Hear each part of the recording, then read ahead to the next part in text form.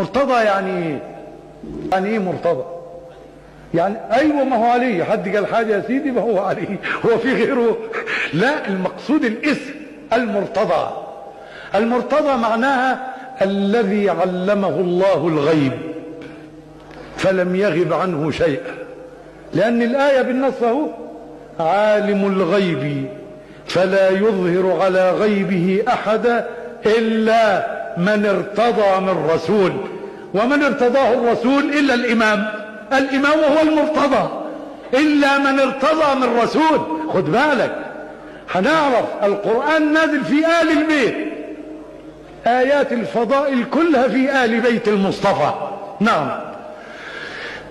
الذاريات من جند خاتم المرسلين، وقاف قرآنه مع قاف قرباه. الله أكبر.